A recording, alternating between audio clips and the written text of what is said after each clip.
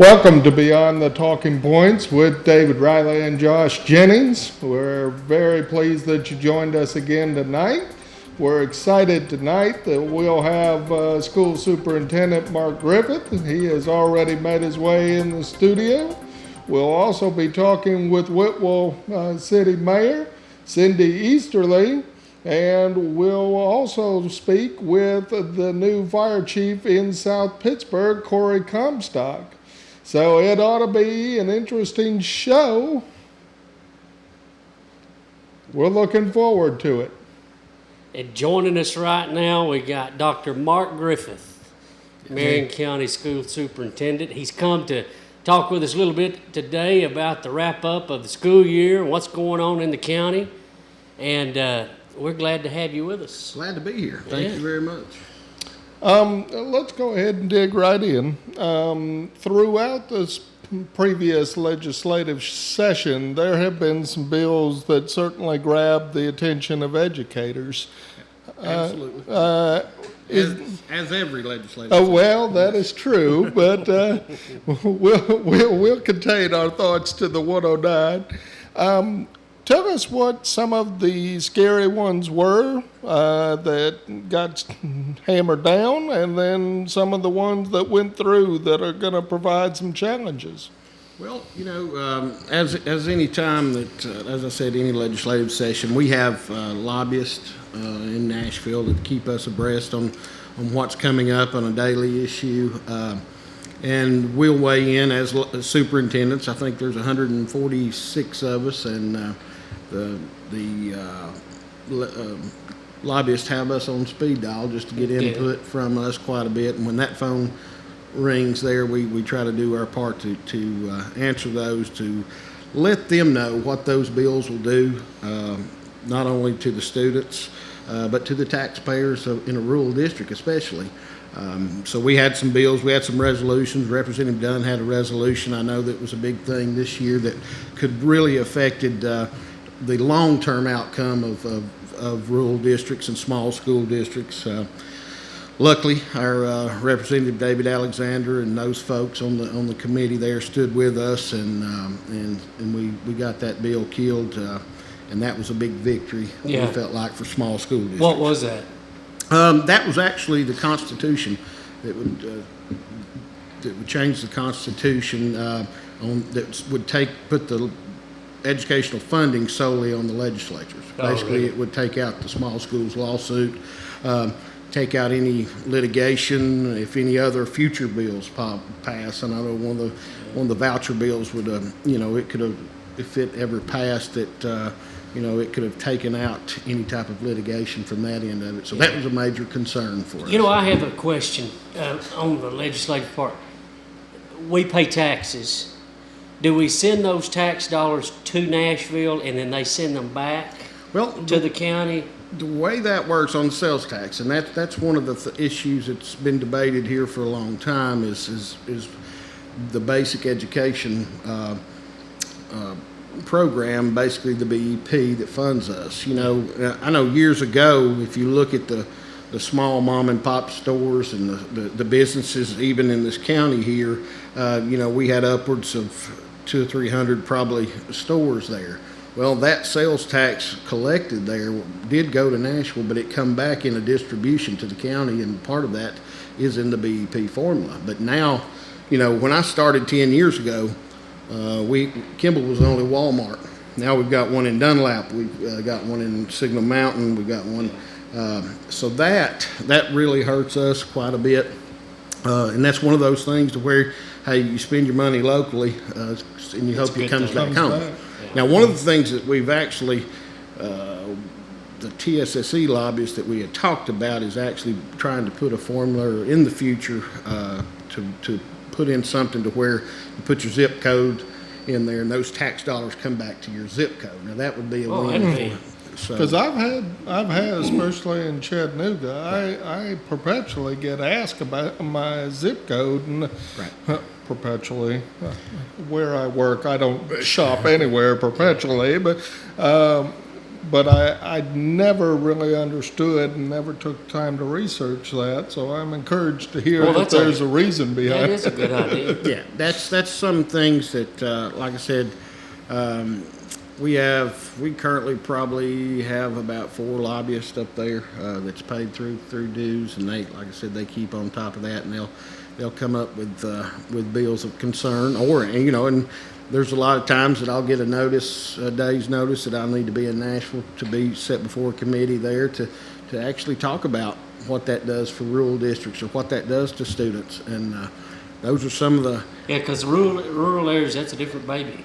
Absolutely. That's completely a different baby. Yeah. and it's we're very fortunate here. We have I just met with our finance committee today and our county mayor. We're very fortunate to have individuals like that. And I go out to Nashville or to other districts, and I hear issues that they're having with whether it be their economic status there, their ability to pay, or their plain out relationship with their county commission and their county mayor, and we don't have those issues here. Now, industrial recruitment, absolutely, we could certainly use some more development in that area here.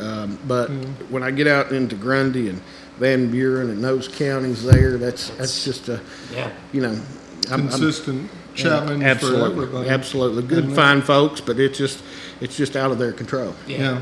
Well, and just here in the area, Greater Marion County Manufacturers Association has been created kind of to help to address that regionally. And so I had an opportunity to attend one of their meetings, and it is interesting because everybody has the same challenges. Doesn't matter Grundy, Sequatchie, Hamilton, Marion, So hopefully we'll see some. We'll get into that as I start talking about academics in the future, or in the near future here. But we have a good partnership with our manufacturers. I was going to say K-Light's part of that organization. They give us great input there on their needs, and we have to look at the governor's initiative to drive to 55. And what that looks like as a district, not only as a district but as a region. And for folks that don't know out there, nobody's on the phone. For folks out there that don't know, what is Drive for 55?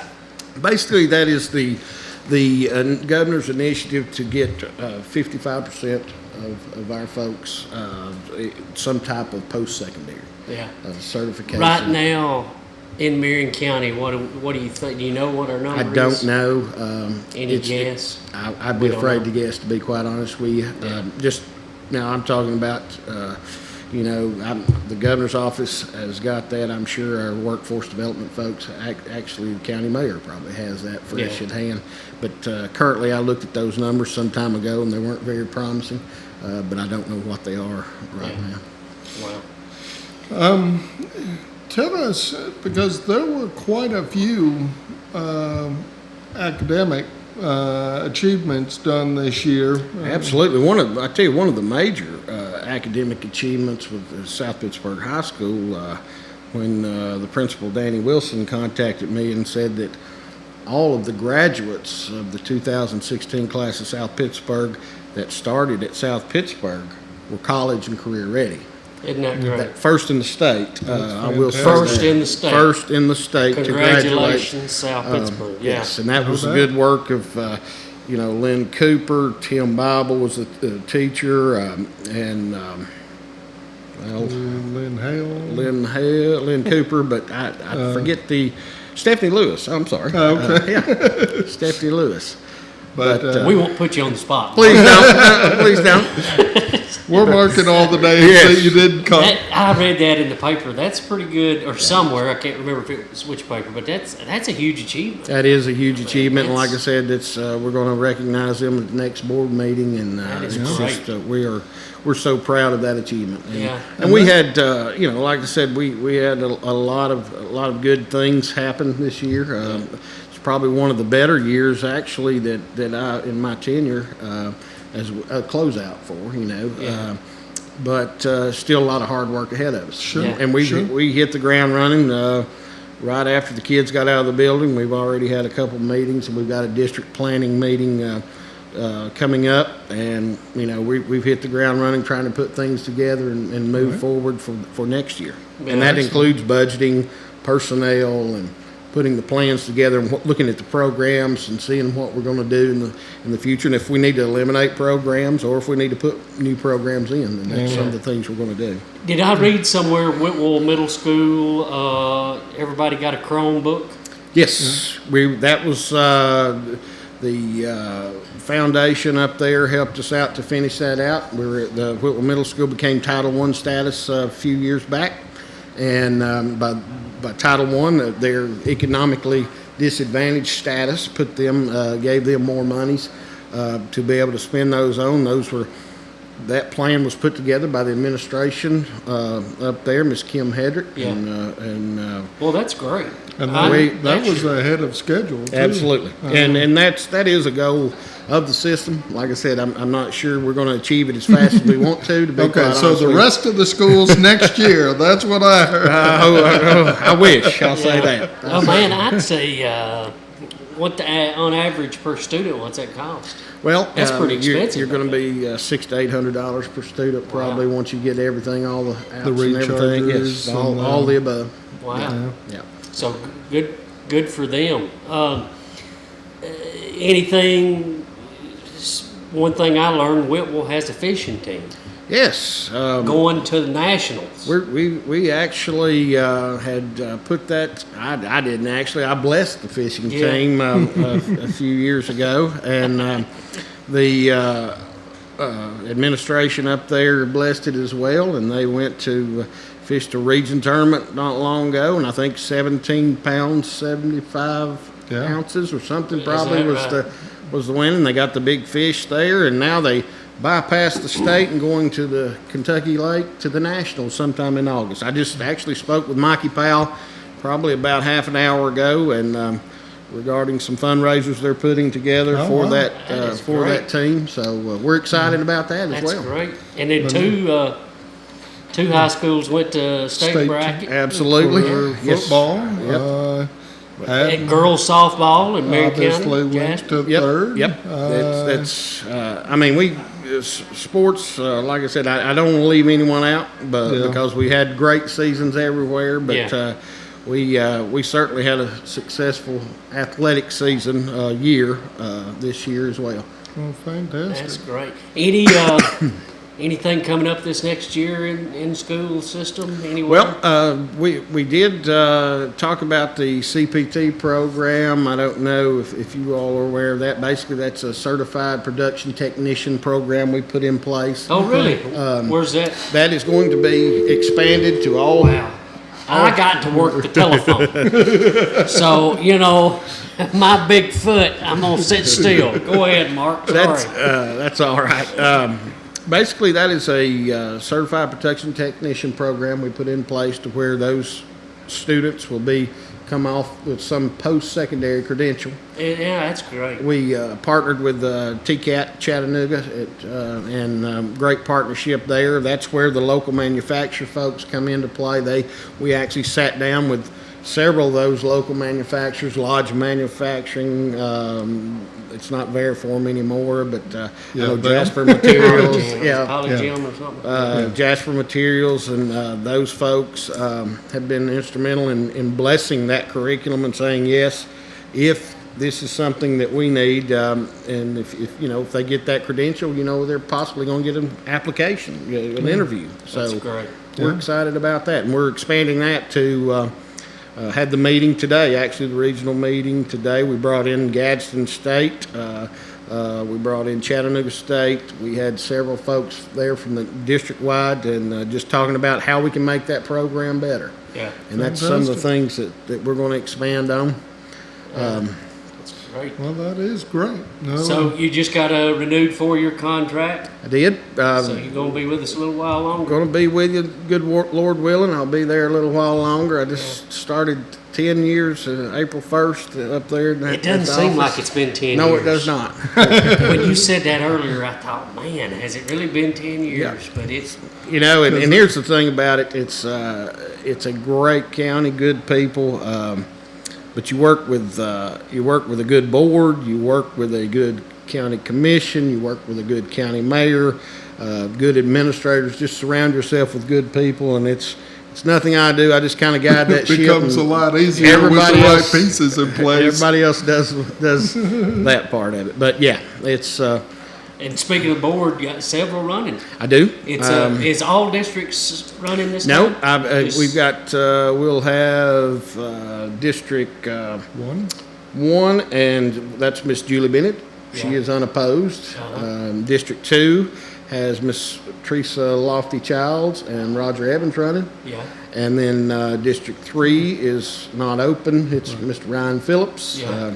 And then District 4, I Got a bunch running. I there. can't name them all, to be quite honest with you. It's It's a bunch in much that longer box, yeah. list. And then That District was Ola Mae's seat. Yes, it yeah, was. Ola Mae who We- just passed. Yeah. She will be truly missed, Miss Yeah, Ola Mae will. she was a great educator and a great contributor Yes. to this county. And then District 5, we got Miss Linda Hooper. She She's stays a put, doesn't she? retired yes, she's there. Are they running in 5?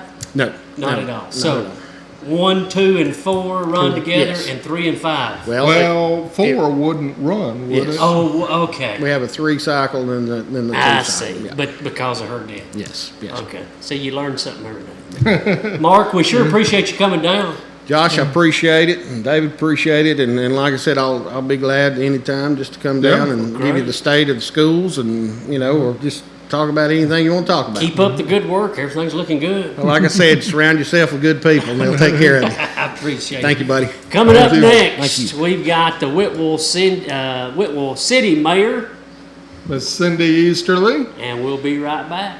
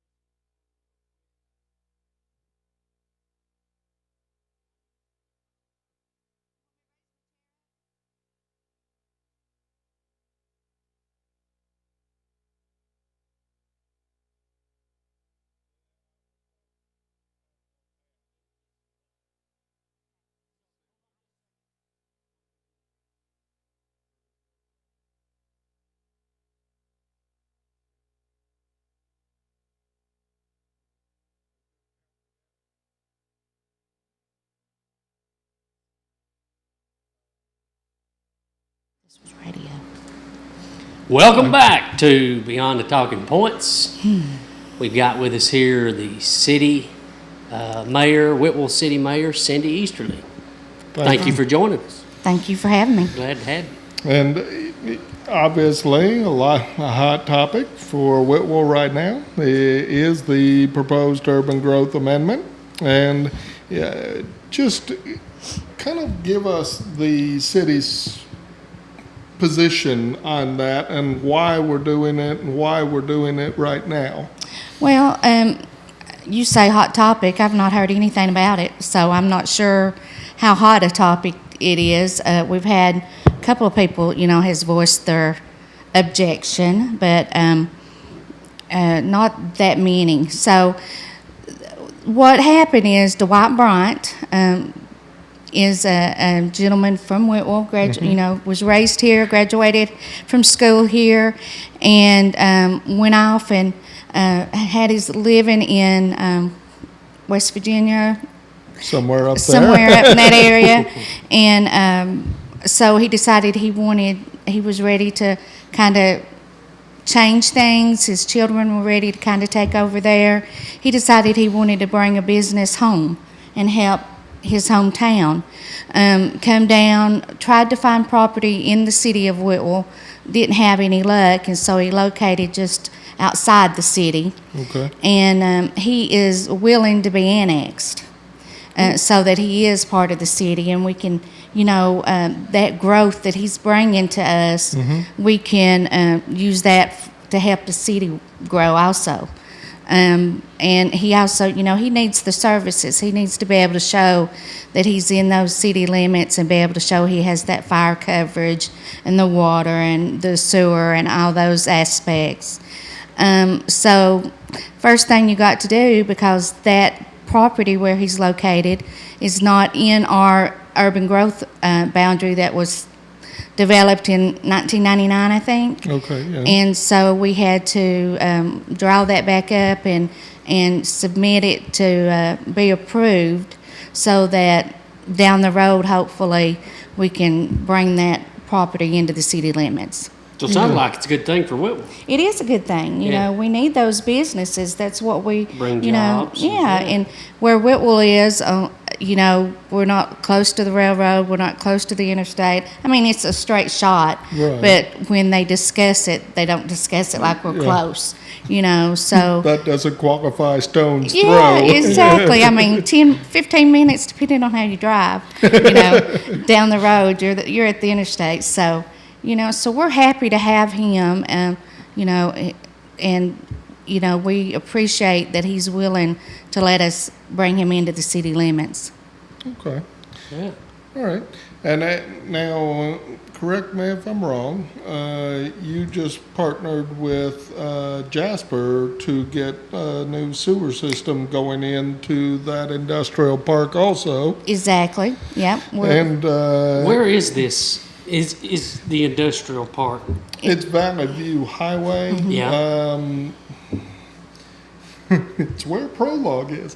Yeah. But as you are going, I believe it's right before the middle school on the left, if you're going down Valley View Highway. It's probably, 5 miles down Yeah. the road? I didn't realize it's down You there. can Yeah, see yeah. Prologue from the street, Yeah. from Valley View. Yeah. And that's really where we're talking about. And, Yeah. and also been in talks with Tennessee American to try and get a service line out there also. Exactly. They need more water pressure. I think he has a sprinkler system set up for what he's got, but he's already got a second company that he's willing to bring in, but they've got to have better water pressure in that area. So it's not going to only help him, it'll help everybody that lives in that surrounding area. And so it's just going to benefit us all the way around. Okay. There's still some obstacles to overcome just because we get the boundary approved. Yeah.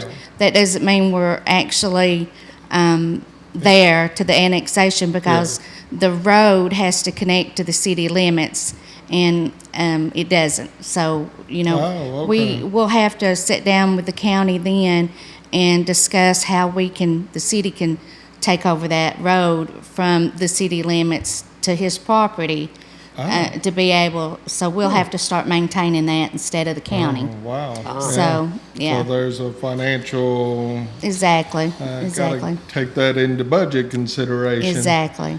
Well, let's talk about some other things. Now, I know that Whitwell has been getting, Tina Green, I guess, has been working with local businesses, trying to get them back in compliance, because there had been some misunderstanding about where those business licenses needed to be purchased every year. And so Tell us just a little bit about that and, some of, Well, years past, apparently, nobody was really keeping up with whether people were purchasing their business license or maybe not the beer license so much, but we have had some try to skip out on that too, and pay their sales tax.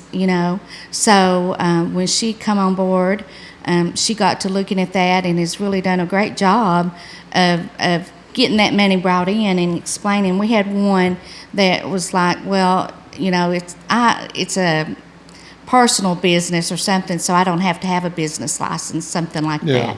that. So she explained to him, no, if you if you operate retail, and also your little roadside flea marketers that are not just me or you cleaning the house out and setting up wow. to sell our junk. Yeah. These are people that's what they do. Yeah.